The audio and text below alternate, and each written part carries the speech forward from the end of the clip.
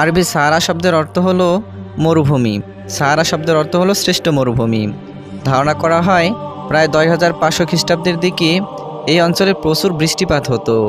এই সময়ে বেশ কিছু হ্রদ ও ছোট নদীর অবস্থানের প্রমাণ পাওয়া যায়। এই সময় এই অঞ্চলে গভীর অরণ্য ছিল।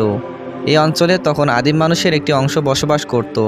প্রায় 7,300 খ্রিস্টাব্দের দিকে এই অঞ্চলের বৃষ্টিপাতের পরিমাণ কমতে শুরু করে। এই সময় এর অরণ্য বিলুপ্ত হতে থাকে।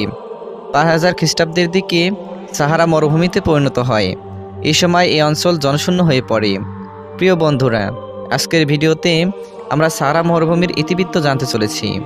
চলুন তাহলে শুরু করা যাক। ভূবিজ্ঞানীরা সাহারা মরুভূমিতে পরিণত হওয়ার পিছনে দুটি কারণ উল্লেখ করে থাকেন।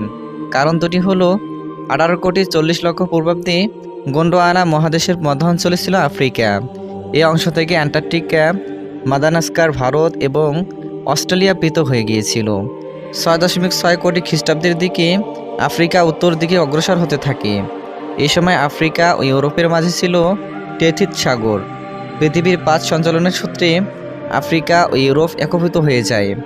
এই সময় আফ্রিকার উত্তরাংশ সংকুচিত হয়ে সাগরপৃষ্ঠ থেকে উপরে উঠে যায়।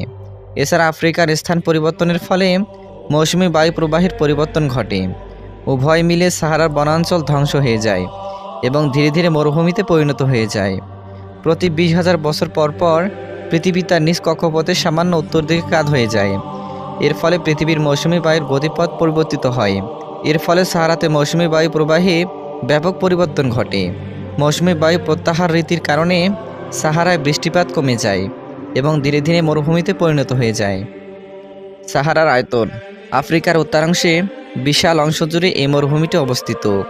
এর পূর্বে লোহিত সাগর, উত্তরে ভূমধ্যসাগর, পশ্চিমে আটলান্টিক মহাসাগর, দক্ষিণে গ্রীষ্মমণ্ডলীয় প্রায় অনুর্বর সূক্ষ্ম অঞ্চল সাহেল, আলজেরিয়া, চাদ, মিশর, লিবিয়া, মালি, মৌরতানিয়া, মরক্কো, নাইজার, পশ্চিম সাহারা, সুদান এবং তিউনিসিয়ার বেশ কিছু অঞ্চল। আফ্রিকা মহাদেশে অবস্থিত পৃথিবীর সর্ববৃহৎ উষ্ণ মরুভূমি। ভূতাত্ত্বিকদের মতে যেখানে বৃষ্টিপাতের হার বছরে 10 ইঞ্চির কম হয়ে থাকে সেই অঞ্চলকে মরুভূমি বলা হয়। এই বিচারে আর্কটিক এবং অ্যান্টার্কটিকা মহাদেশকেও মরুভূমি বলা হয়। এই দুটি মরুভূমিকে বলা হয় শীতল মরুভূমি। আয়তনের দিক থেকে সাহারা তৃতীয় স্থান দখল করে আছে। পরিসংখ্যানের বিচারে সাহারাকে তৃতীয় বৃহত্তম মরুভূমি বলা হয়। উত্তর আফ্রিকার 31% অংশ জুড়ে সাহারা মরুভূমি অবস্থিত। এর আয়তন 90 লক্ষ বর্গ কিলোমিটার। আর যদি এর সাথে বছরে 250 কিলোমিটার বৃষ্টিপাত হওয়ার এলাকাগুলোকে যোগ করা যায় তাহলে সাহারার মোট আয়তন দাঁড়াবে 110 লক্ষ বর্গ কিলোমিটার। সাহারার ভূ প্রকৃতি। সাহারা মরুভূমি মূলত পাথুরে মালভূমি ও বালির সমুদ্র দিয়ে গঠিত। ঢেউ খেলানো মরুবালি দ্বারা আবৃত এই মরুভূমি কোথাও কোথাও সুউচ্চ বালিয়াবি দেখা যায়। এদের বেশিরভাগের উচ্চতা 180 কিলোমিটারের বেশি হয়ে থাকে। বাতাস এবং হালকা বৃষ্টিপাতের কারণে এ সকল বালিয়াড়ি তৈরি হয়ে থাকে। এর বুক জুড়ে রয়েছে প্রায় সমতল দীর্ঘ বালুকাময় প্রান্তর। এই প্রান্তরকে অনেক সময় বালির সাগর বলা হয়। এছাড়া রয়েছে বিচ্ছিন্নভাবে কিছু পর্বতমালা। এদের মধ্যে ইয়ার পর্বতমালা, আহাগর পর্বতমালা, সাহারান অ্যাটলাস, তিবেস্তি পর্বতমালা, আদ্রার দি ফোরাস এবং রেড সি হিলস উল্লেখযোগ্য।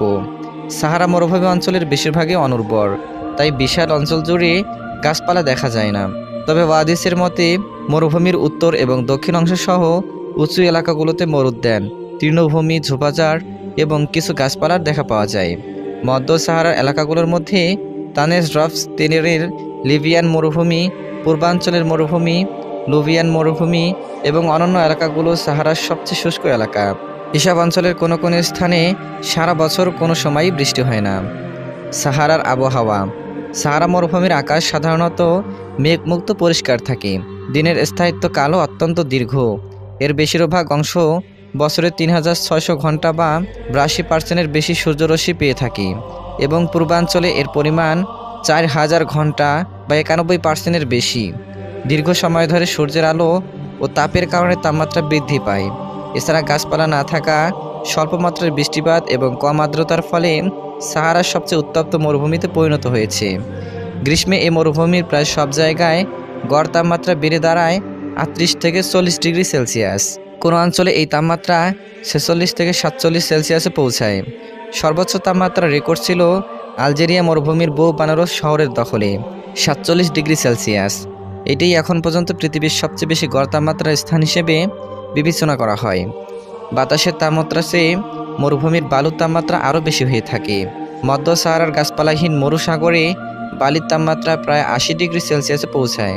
উল্লেখ্য, সুদানে মরুবালুর সর্বোচ্চ তাপমাত্রা রেকর্ড করা হয়েছে 83.5 ডিগ্রি সেলসিয়াস। লিবিয়ার আল আজিজিয়াকে পৃথিবীর উষ্ণতম স্থান বলে। বাতাসে কম আর্দ্রতা এবং আকাশে মেঘ স্বল্পতার কারণে মরুভূমিতে সাধারণত প্রতিদিন ও রাতের তাপমাত্রার বিশাল পার্থক্য ঘটে। দিনে প্রচণ্ড গরম আর রাতে প্রচণ্ড ঠান্ডা কেবল প্রচলিত বিশ্বাস। রাতের বেলা সাহারার দৈনিক গড় তাপমাত্রা সাধারণত 13 থেকে 20 ডিগ্রি সেলসিয়াস। কখনো কখনো তাপমাত্রা উপকূলীয় এলাকায় 10 ডিগ্রি সেলসিয়াসের নিচে নামে। সাহারা জীববৈচিত্র্য। মরুভূমি হলেও সাহারার আছে মরু অঞ্চলের ভৌগোলিক বৈশিষ্ট্য ভিত্তিক বিচিত্র জীবজগৎ। সাহারা মরুভূমিতে প্রায় 2800 প্রজাতির বৃক্ষ দেখা যায়। এর প্রায় 1/4 সাহারার স্থানীয় উদ্ভিদ। এর ভিতরে মধ্য সাহারায় 500 প্রজাতির গাছ। এর ভিতরে খেজুর, সাকুলেন্ট, মরুকাটা গাছই বেশি। এছাড়া রয়েছে মরুঘাস। মরুভূমির শুষ্ক পরিবেশ এবং মরুঝাড়ের সাথে যুদ্ধ করে টিকে থাকার উপযোগী দৈহিক গঠন বিশেষভাবে এখানকার প্রায় সকল বৃক্ষের ভিতরে দেখা যায়। এদের কাণ্ডগুলো বেশ স্থূলকায় হয়ে থাকে। এদের শিকড়গুলো মাটির বেশ গভীরে প্রবেশ করে। গাছগুলোর পাতাগুলো হয় ছোট এবং মোটা। কাটা গাছগুলোর পাতা অথবা কাটা যা আর্দ্রতা ধরে রাখতে সাহায্য করে। Fennec Fox. সাহারা মরুভূমির প্রাণীকুলেও বেশ সমৃদ্ধ। এখানে সাপ, গিরগিটি ও খেকশিয়ালের মতো প্রাণী বসবাস করে। সাহারার বেশ কয়েকটি প্রজাতির শিয়ালের বাস। তাদের মধ্যে ফেনিক ফক্স, ফেল ফক্স এবং রুফলেস ফক্স অন্যতম। অ্যাডেন্স নামক বিশাল অ্যান্টিপোলারা সাহারা মরুভূমিতে বাস করে। এরা পানি ছাড়া প্রায় 1 বছর পর্যন্ত বেঁচে থাকতে পারে। এছাড়া রয়েছে উট। আলজেরিয়া, তেগো, নাইজার, মালি, বেনিন এবং বুরকিনা ফসো অঞ্চলে সাহারা চিতার দেখা মেলে। এপ্রিল থেকে অক্টোবর মাস পর্যন্ত এরা সূর্যকিরণে বের হয় না। এই চিতাবাঘগুলো সাধারণত ফ্যাকাশে বর্ণের হয়। সাহারান চিতা ছাড়া অন্যান্য প্রজাতির চিতাগুলো চাদ, সুদান এবং নাইজারের পূর্বাঞ্চলে বসবাস করে।